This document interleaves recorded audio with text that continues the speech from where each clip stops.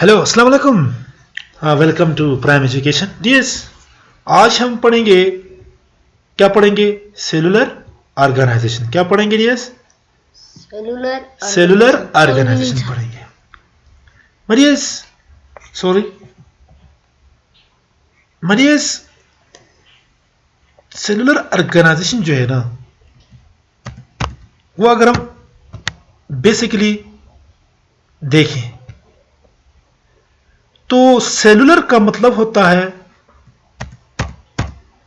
Cell, and organisation का मतलब होता है तरतीब देना, यानी सेलों का तरतीब देना सेलुलर ऑर्गेनाइजेशन कहते हैं।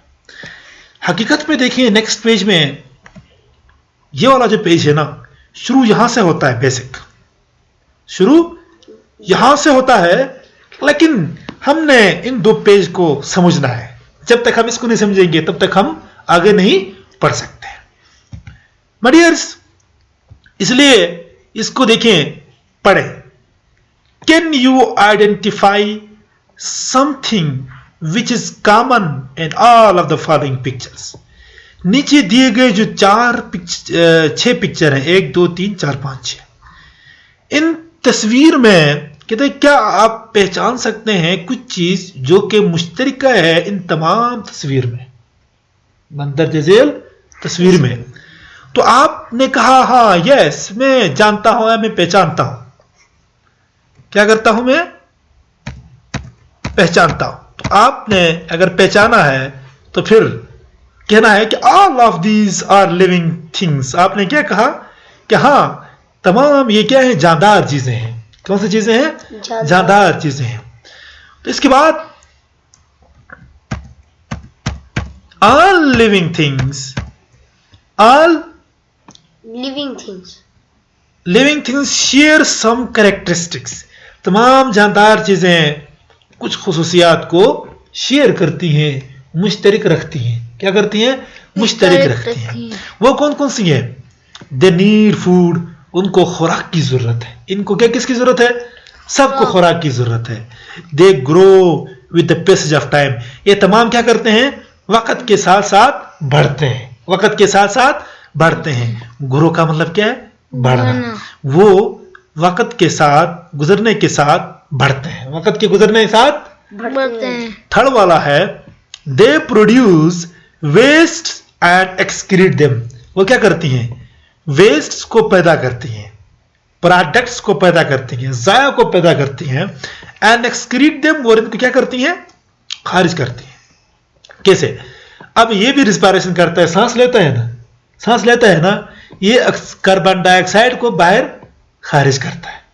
इस तरीके से पौधा भी रिस्पायर करता है, और रिस्पायरेशन में ये भी कार्बन डाइऑक्साइड को खारिज करता है। ये सारे के सारे रिस्पायरेशन करते हैं और खारिज क्या करते हैं? कार्बन डाइऑक्साइड को।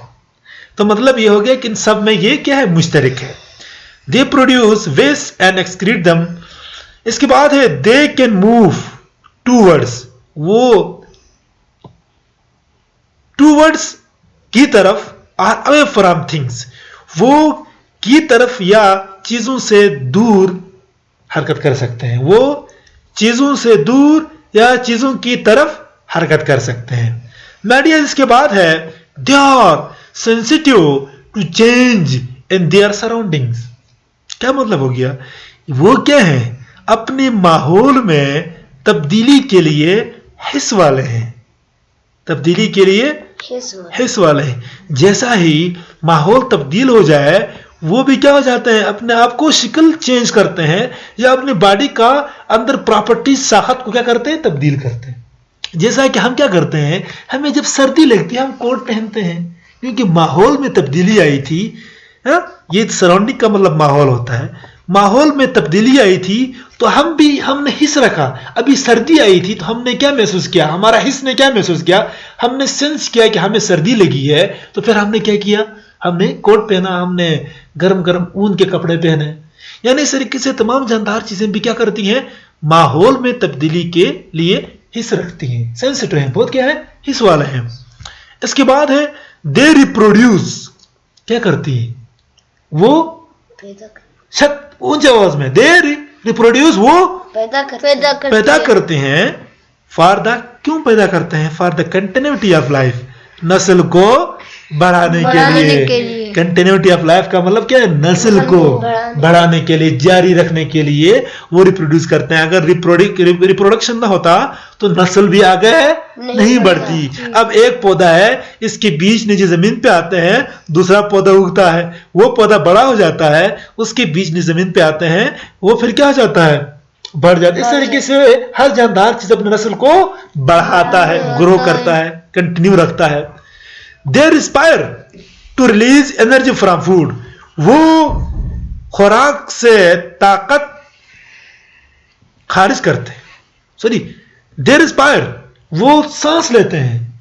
वो क्या? ये 6 ऑब्जेक्ट क्या करते हैं? चीजें, लिविंग थिंग सांस लेते हैं टू रिलीज, खारिज करने के लिए। किसको खारिज करने के लिए?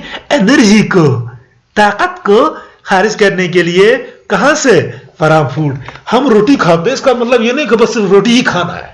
हम रोटी खाते हैं, अंदर जाके रोटी से ताकत पैदा होता है। क्या पैदा होता है? ताकत।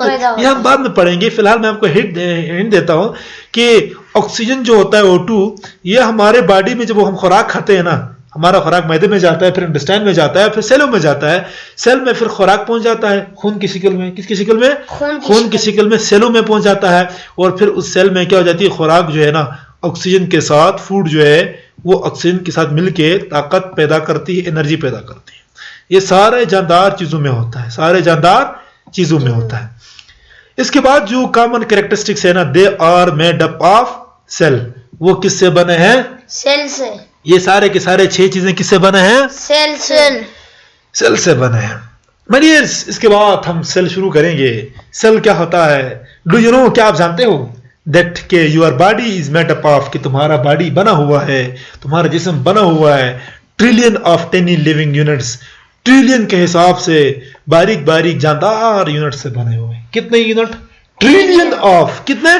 ट्रिलियन ऑफ जो है लिविंग यूनिट से बने हुए। अब आपको बताया नहीं है कि वो जानदार यूनिट क्या है, वो जानदार इकाई क्या है। आपको बताएगा एन एवरी गिवन मिनट्स, एक दी गई मिनट में, एन एवरी गिवन मिनट्स, एक दी गई मेनी ऑफ दीज यूनिट्स, इनमें से 3 यूनिट जो है ना, इकाई और फॉर्म्ड बन जाते हैं। यानी एक मिनट में हमारी बॉडी में ये जो ट्रिलियन यूनिट की बात कर रहा है, उनमें से कई यूनिट क्या हो जाते हैं? फॉर्म्ड, बन जाते हैं। क्या हो जाते हैं? बन जाती है। फॉर्म्ड, बन जाना। सम डाई, कुछ क्या हो जाती हैं? मर जाती हैं। And many continue to their jobs, और कुछ क्या करते हैं? अपने काम को जारी रखते हैं। और पेज को देखो, सारे पेज को देखो, कंटिन्यू करना, जारी रखना, 3 काम है। कुछ क्या हो जाती हैं? बन जाती हैं, कुछ जो है ना मर जाती हैं, और कुछ अपना काम को जारी रखते हैं। ठीक है। इसके बाद डू यू नो, क्या आप जानते हो? व्हाट दे आर कॉल्ड, उनको हम क्या कहते हैं? उनको हम माय डियर्स, आपने खुद कहा है कि उसको क्या कहते हैं? सेल कहते हैं। तो अब यहां पे कहता है कि cells are the building block of our bodies. जो मतलब क्या मतलब है? यानी जो सेल होता है, खुलिया, हमारे जिस्म का बुनियादी इकाई, हमारे जिस्म का बुनियादी इकाई, तमाम जानदार चीजों का जो बुनियादी इकाई, वो क्या है? सेल। सेल के बगैर कोई भी जानदार चीज नहीं बनता है। सेल के बगैर कोई भी जानदार चीज नहीं बनता। तो हमारा जो बुनियादी इकाई है वो क्या है? सेल है। जिस तरह ये घर ईंटों से बना है, ये दीवार किससे बना है? देखिए, एक दीवार जो होता है ना, एक वॉल जो होता है वो ईंटों से बना होता है। किससे बना होता है? ईंटों। माय डियर्स, एक वॉल जो होता है वो ईंटों से बना होता है। मतलब इस दीवार का यूनिट क्या है? फिर ईंट है। क्या है? ईंट है। अगर ये दीवार का यूनिट ईंट है, इस तरीके से आपका जो बॉडी है ना, वो भी इस तरीके से सेलों से मिलकर बना होता है। किससे बना होता है? सेलों से। और उनको हम यूनिट कहते हैं और उनको हम सेल कहते हैं। जिस तरह दीवार बना हुआ है ना ब्रिक से, ईंटों से, इस तरह हमारा बॉडी भी किससे बना होता है? सेलों से बना होता है। इसलिए कहता है कि the building block of cells are the building block of our bodies. हमारे जिस्म का बुनियादी इकाई क्या है? सेल है। All living things are made up of these tiny living units. तमाम जानदार चीजें ये बारीक बारीक जानदार यूनिट इकाई से बने हैं, जिसको हम क्या कहते हैं? कॉल्ड सेल, जिसको हम सेल कहते हैं। इसके बाद कहता है a cell is so small in size, कद में ये अलमचंद नहीं होता है, ये कद में बहुत छोटा होता है। A cell is so small in size, एक खुलिया कद में बहुत छोटा होता है, that you can not look, क्या आप उसको नहीं देख सकते हो। It simply with your naked eyes, अपने खालिस आंखों के साथ उसको नहीं देख सकते, उसको नहीं देख सकते हो। नेक्ड मतलब खालिस आंखों के साथ। फिर क्या करना पड़ेगा आपको नीड, जरूरत होगी माइक्रोस्कोप की, टू ऑब्जर्व ए सेल, एक सेल को देखने के लिए, मुशाहिदा करने के लिए, आपको एक सेल को मुशाहिदा करने के लिए, देखने के लिए एक माइक्रोस्कोप की जरूरत होती है। मडियस, माइक्रोस्कोप क्या होता है हम नीचे पढ़ेंगे। मडियस, इसके बाद ये आपको देखो नजर आता है organisms like bacteria and amoeba are unicellular. मडियस, इतना समझिए कि जानदार चीज, ऑर्गेनिज्म जानदार चीज जैसा कि बैक्टीरिया और अमेबा, ये यूनिसेलुलर है, यूनिसेलुलर है। यूनी क्या होता है? यूनी का मतलब एक, सेलुलर का मतलब सेल, जो कि एक सेल से मिलकर बना हो। जब एक सेल से मिलकर बना है तो क्या आप एक सेल को अपने आंखों से देख सकते हो? नहीं। तो फिर अमेबा और बैक्टीरिया को किस तरह देखोगे? नहीं भाई, हम माइक्रोस्कोप के अंदर देखेंगे बैक्टीरिया और अमेबा को। ठीक है। अब आपसे मेरा एक सवाल है बच्चों, क्या सवाल है कि मुझे एक ऐसा चीज बताओ जो सिर्फ एक सेल से बना और हम अपनी आंखों से देख सकते हैं माइक्रोस्कोप के बगैर। वो है अंडे की जर्दी। अंडे की जर्दी। Animals and plants are made up of many cells. जानवर और पौधे कई सेलों से बने हैं। एंड आर देयर फॉर, और इसलिए इनको कॉल्ड मल्टी सेलुलर ऑर्गेनिजम्स। इनको हम मल्टी सेलुलर ऑर्गेनिज्म, जानदार चीज कहते हैं। ऑर्गेनिज्म मतलब जानदार चीज। अब मल्टी का मतलब होता है मेनी। मल्टी का मतलब क्या होता है? मेनी, कई। सेलुलर मतलब सेल, जो कई सेल से मिलकर बना होता है उसको मल्टी सेलुलर कहते हैं। अब मेरी बात सुने रिजवान, आप मल्टी सेलुलर हो या यूनिसेलुलर हो? आप मल्टी सेलुलर हो या यूनिसेलुलर हो? मल्टी हो। यूनि तो एक सेल से बना होता है। आपकी बॉडी में ट्रिलियन ऑफ सेल्स हैं आपकी बॉडी में, इसलिए आप कौन हो? मल्टी सेलुलर ऑर्गेनिज्म हो। Multi cellular organism. उसके बाद है डू यू नो, क्या आप जानते हो? Cells were discovered after the invention of microscope. दो चीजें हैं, एक होता है डिस्कवर, दूसरा होता है इन्वेंशन। इन्वेंशन कहते हैं इजाद करने को, नया चीज। डिस्कवर्ड कहते हैं जो चीज इजाद किया हुआ है उसको देखना, उसको मालूम करना। मडियर्स, खुलिए मालूम किए गए थे आफ्टर के बाद, किसके बाद? After the invention of microscope. Microscope को इजाद करने के बाद, यानी माइक्रोस्कोप को इजाद करने के बाद सेल को मालूम किया। हाँ ना, सही बात है। यानी अगर माइक्रोस्कोप न होता आप सेल देख सकते, इसलिए पहले माइक्रोस्कोप का होना जरूरी था। इसलिए पहले माइक्रोस्कोप का होना जरूरी था।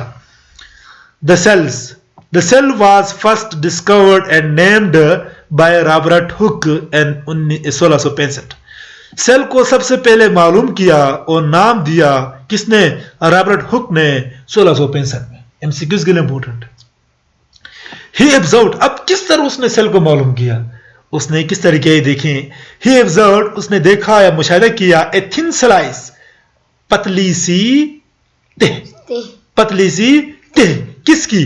ऑफ ए कार्क, एक कार्क की। यहां तक ठहरे देखें, एक पौधा है, पौधे के तना एक स्टेम है और इसके इस साइड पे क्या होता है? एक लेयर होता है, और इस लेयर को हम कार्क कहते हैं। इस कार्क से एक स्लाइस लिया, एक तह लिया, तह लेके इसको माइक्रोस्कोप के ऊपर रखा, स्टेज के ऊपर, स्लाइड के ऊपर, और उसको फिर वहां पे मालूम किया, देखा।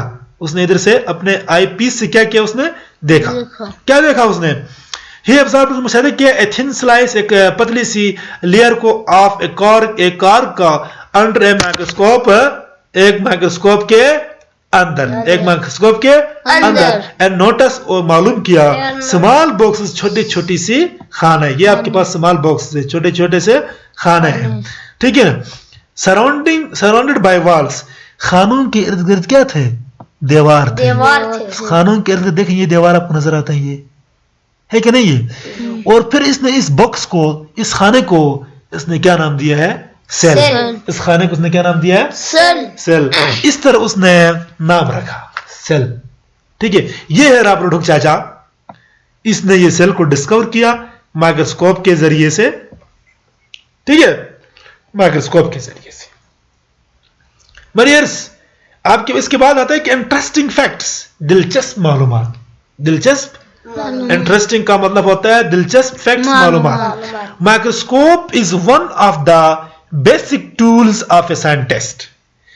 माइक्रोस्कोप एक सियासतदान का बुनियादी आला है, यानी माइक्रोस्कोप के बगैर एक सियासतदान नहीं बन सकता, क्योंकि माइक्रोस्कोप इस्तेमाल करके वो रिसर्च करते हैं, किसी चीज को मालूम करते हैं। तो माइक्रोस्कोप सियासतदान का क्या है? एक बुनियादी आला है, टूल है। टूल का मतलब क्या होता है? आला। आला नहीं होता है, आला। इट इज अब इस माइक्रोस्कोप की तारीफ, what is microscope? What is microscope? तो ये कह रहा है कि इट इज एन इंस्ट्रूमेंट, ये एक आला है, यूज्ड, इस्तेमाल करते हैं, टू सी, देखने के लिए, स्मॉल थिंग्स, छोटे